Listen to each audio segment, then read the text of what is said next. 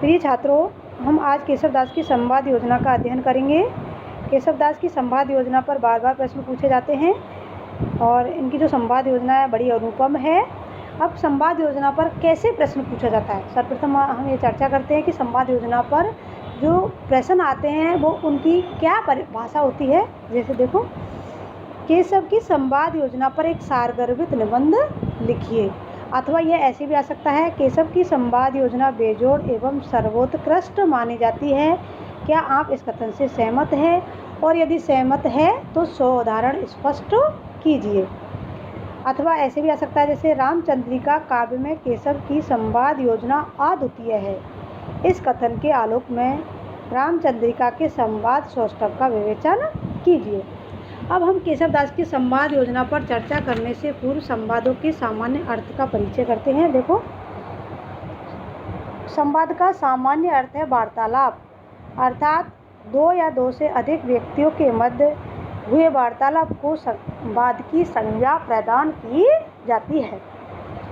यद्यपि सामान्यतः संवाद या कथोपकथन नाटक का प्रमुख तत्व माना जाता है, तथापि जब कोई कवि अपने काव्य में संवादों का प्रयोग करता है तो उससे कविता में नाटकीय गुण का समावेश हो जाने के कारण अतिरिक्त आकर्षण, प्रभाव, उत्पादकता आ जाती है। शैली में अभिनव अवतार, नवीनता आ जाने से काव्य की जो नीरसता है वह स्वतः ही समाप्त हो जाती है। अब हम करते हैं संवादों के कार्य। हिंदी साहित्य के अंतर्गत केशवदास के अतिरिक्त इतने सफल संवाद अन्य किसी ने प्रस्तुत नहीं किए। इसी कारण उनके काव्य में वाक्चातुर्य एवं क्लिष्टता का समावेश हो गया है। आचार्य रामचंद्र शुक्ल ने केशव के संवादों की प्रशंसा करते हुए स्पष्ट लिखा था। क्या लिखा था? देखो, हम उस पंक्ति को स्पष्ट करती हूँ मैं। रामचंद्रिका में केशव को संवादों में सबसे अधिक सफलता मिली है। क्यों नहीं अधिक सफलता किसी चीज़ में मिली है तो वह है संवाद। और संवाद के 3 कार्य होते हैं।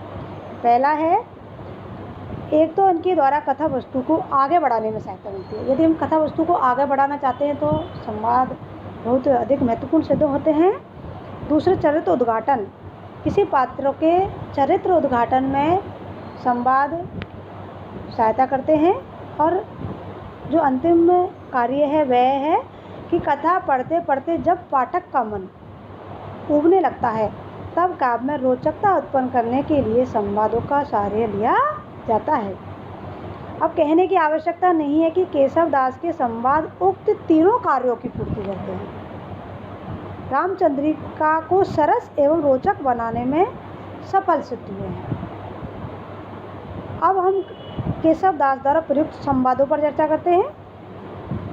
इनमें प्रमुख है सुमति विमति संवाद, रावण बाणासुर संवाद, राम जानकी संवाद, राम लक्ष्मण संवाद, सीता रावण संवाद, सीता हनुमान संवाद, रावण हनुमान संवाद और रावण अंगद संवाद। अन्य भी हैं लेकिन महत्वपूर्ण संवाद यही माने जाते हैं। अब हम करते हैं केशवदास के संवादों की विशेषताओं का अध्ययन। इनमें पहली विशेषता है गत्यात्मक संवाद। इस प्रकार के संवाद कथानक का विकास करने वाले एवं उसे गति प्रदान करने वाले होते हैं। ये विभिन्न घटनाओं में परस्पर संबंधित होते हैं तथा इनसे काव्य में सरलता, सहजता और स्वाभाविकता की मात्रा में पर्याप्त वृद्धि होती है। निम्न पंक्ति में रावण और मरीचि का संवाद है जो पूर्णतः गतिशील है। देखो, रावण क्या कहते हैं? अब तू सायक हो मेरो, हो बहुत गुण मानी हो तेरो, जो हरि सीतई लयावन पे है, वे ब्रह्म शोकन ही मरीजे है। फिर मरीचि क्या कहते हैं? देखो, रणहि मानुष के जनि जानो, पूरन 14 लोक वखानो। तब रावण क्या कहते हैं उनसे? देखो, तू अब मोय सिकावत है सट, मैं बस लोक करे अपनी हट। तो इस संवाद के अंतर्गत उनका जो गत्यात्मक गुण है वह पूर्णतः अभिव्यक्त हुआ है। गत्यात्मकता अर्थ होता है गतिशील। ठीक है। अब हम अगली जो विशेषता है उस पर चर्चा करते हैं। चरित्र उद्घाटक संवाद। रामचंद्रिका में ऐसे संवादों का बाहुल्य है जो पात्रों की चारित्रिक विशेषताओं का उद्घाटन करते हैं। ऐसे कौन कौन से संवाद हैं जिनमें है जनक विश्वामित्र संवाद, नामदेव परशुराम संवाद, राम परशुराम संवाद, हनुमान रावण संवाद, सीता रावण संवाद। इस दृष्टि से बहुत ही अच्छे माने जाते हैं। अब हम परशुराम और वामदेव संवाद पर चर्चा करते हैं।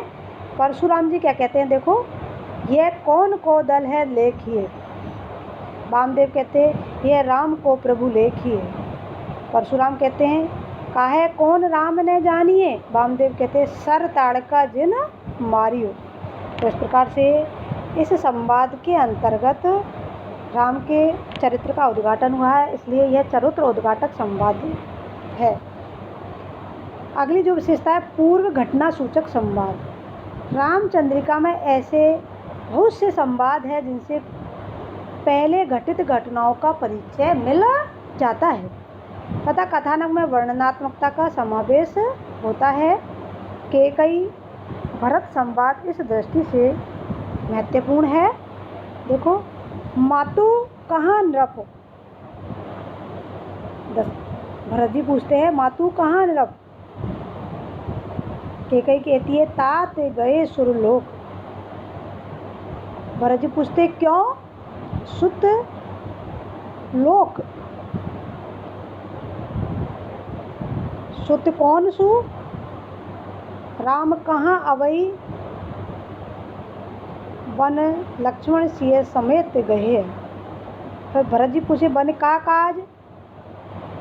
कैकेयी कहती है केवल मोसुख। भरत जी कहते या में तो का सुख भयो। तो इस प्रकार से एक के माध्यम से दूसरी घटना की सूचना मिल रही है, इसलिए कैसा संवाद है, पूर्व घटना सूचक संवाद। अगला है शिष्टाचार पूर्वक संवाद। इनके जो संवाद है उनमें शिष्टाचार का पूर्ण पालन किया है। केशव ने अपने संवादों में पात्र उचित शिष्टाचार, शील, मर्यादा आदि का बड़ा ही ध्यान रखा है। केशव कहीं भी किसी भी पात्र के मुख से ऐसे वाक्य नहीं कहलवाते हैं जो शिष्टाचार और सामाजिक मर्यादाओं के प्रतिकूल हो तथा जिनसे मर्यादा भंग होने की संभावना रहे। इसका सबसे अच्छा उदाहरण हनुमान सीता संवाद में मिलता है। यहाँ हनुमान जी सीता से बातें करते हुए सीता जी के लिए, राम के लिए तथा दशरथ लक्ष्मण के लिए आदि शब्दों का प्रयोग करते हुए शील, मर्यादा, शिष्टाचार का पूरा ध्यान रखते हैं। हनुमान जी क्या कहते हैं, देखो, करी जोरी कयो हो पवन पूत जिन जननी जानी रघुनाथ दूत। फिर सीता क्या कहती है, रघुनाथ कौन। हनुमान जी कहते हैं दशरथ नंद। फिर सीता जी क्या कहती है, दशरथ कौन। हनुमान जी कहते हैं अज तने चंद। तो इस प्रकार से इनके मध्य जो वार्तालाप हुआ है इसमें शिष्टाचार का उन्होंने पूर्णतः ध्यान रखा है कि सीता तुरंत ही हनुमान जी पर बिलीव नहीं करती है और वह उनसे बहुत सारी शंकाओं का समाधान जब हो जाता है तभी वह उन पर विश्वास करके फिर रघुनाथ का परिचय पूछती है। फिर रघुनाथ को प्रतीक स्वरूप वह अपनी मुद्रिका भी भेंट करती है ताकि उस पर विश्वास करके वह उन्हें मुक्त करवाने के लिए शीघ्र ही आ जाए। अगली जो विशेषता है वह नाटकीयता। केशव के संवादों में नाटकीयता का गुण विद्वान है। नाटकीय संवादों में पात्रों के हाव भाव और अनुभावों को व्यक्त करने की अपूर्व क्षमता होती है और ऐसा प्रतीत होता है कि पात्र कथन के साथ अभिनय भी कर रहे हो। इस दृष्टि से केशव सफल संवाद लेखक है। रामचंद्रिका में रावण सुर संवाद जो दो समान बलशाली असुरों के बीच अत्यंत नाटकीय शैली में प्रस्तुत किया गया है। इसका रावण और बाणासुर। बाणासुर क्या कहते हैं, देखो, शंभु को दंड है राजपुत्री कितहि। रावण कहते हैं टूक है तीन के जात लंक हिलही। बाणासुर कहते हैं जुवई जियो जोरी तजो सब सोर सरासन तोहिरी नहीं सुख कोटि। रावण क्या कहते हैं, मेरे भुज दंड की बड़ी है विडम्बना। बाणासुर क्या कहते हैं, मेरे गुरु को धनुष ये सीता मेरी माए, दुई भांति है समंजस वाण चले सुख पाए। अगली जो विशेषता है वह है प्रति उत्पन्न मति संवाद। कौन से है? प्रति उत्पन्न मति संवाद। प्रति उत्पन्न मति का होता है शीघ्र जवाब देना। केशव के संवादों में सर्वत्र प्रति उत्पन्न मति के दर्शन होते हैं, क्योंकि केशव के सभी पात्रों में बात में से बात निकालकर तुरंत उत्तर देने की शक्ति विद्वान है। वे प्राय ऐसा उत्तर देते हैं जिससे प्रश्नकर्ता भी हक्का बक्का सा रह जाता है। उदाहरण के लिए रावण और अंगद का वार्तालाप बहुत ही मनोहारी है। रावण राम को काम कहा, अंगद जी कहते रिपु जीते ही। रावण कहते कौन कहे रिपु जीतो कहाँ, अंगद जी कहते वाली वली। रावण कहते छल सो, अंगद कहते हैं रघुनंदन गर्व हरो। रावण क्या कहते दुज दीन महा, अंगद जी कहते हैं दीन सु क्यों चिति छत्र हरो, बिन प्राणन है यमराज कियो। रावण जी क्या कहते हैं है हम कौन, अंगद बोलते हैं वही बिसरो जिन खेलन ही तो ही बांध लियो। अगली विशेषता प्रश्नोत्तर संवाद।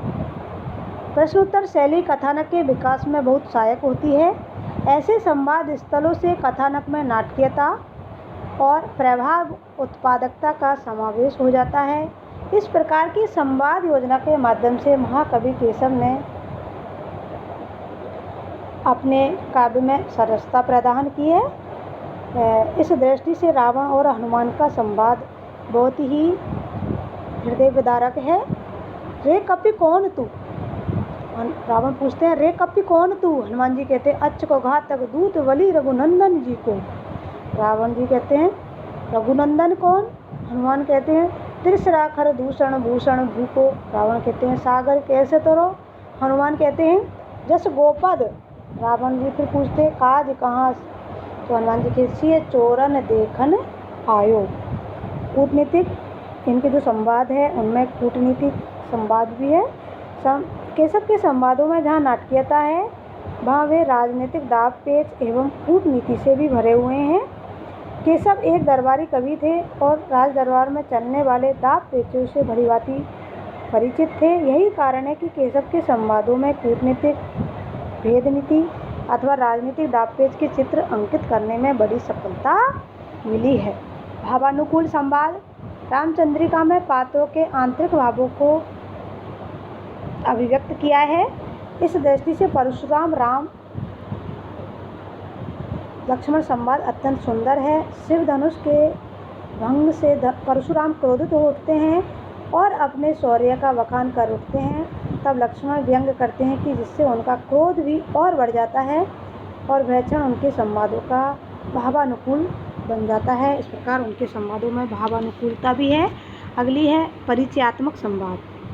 काव्य में जहाँ एक पात्र दूसरे पात्र के बारे में जानता है वह अपने बारे में भी कहता है। इस प्रकार इनके जो संवाद है उनमें एक पात्र दूसरे पात्र से अपना परिचय देता है। चाहे रावण अंगद संवाद हो, चाहे रावण हनुमान संवाद हो, ये सभी परिचयात्मक संवाद की श्रेणी में आते हैं। आध्यात्मिक संवाद अगली प्रवृत्ति है आध्यात्मिक संवाद।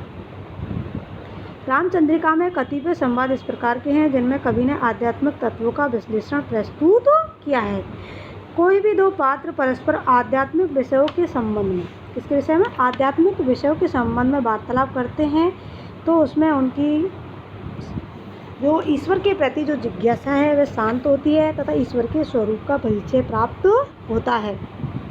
राम वशिष्ठ इस कोटि का संवाद है जिसमें राम अपने गुरु वशिष्ठ से मुक्त जीवों की परिभाषा पूछते हैं। तदुपरांत गुरु वशिष्ठ उन्हें उनकी विशेषता बतलाकर उनकी जो जिज्ञासा है उसको शांत करते हैं। तो यहाँ पर उनका जो संवाद है वह पूर्णतः आध्यात्मिक है। और इनके संवाद अगले पात्रानुकूल, संक्षिप्तता, स्वाभाविकता आदि भी इनके पात्रों की विशेषता है। इस प्रकार हम कह सकते हैं कि केशव दास की जो रामचंद्रिका है वह संवाद योजना में बेजोड़ है और इन्होंने जिन संवादों का प्रयोग किया है वैसे संवाद हिंदी साहित्य में अन्यत्र दुर्लभ है। इसलिए केशव दास को संवाद योजना का कुशल चितेरा कहा जाता है। इस प्रकार वे संवाद योजना में सिद्धहस्त थे, अद्वितीय थे, अनुपम थे, जिसकी जितनी प्रशंसा की जाए उतनी ही कम है। आज इतना ही। धन्यवाद। हम अगली वीडियो में केशव दास की अन्य संवादों पर चर्चा करने के पश्चात उनकी प्रबंध कौशल, काव्य कला आदि पर चर्चा करेंगे।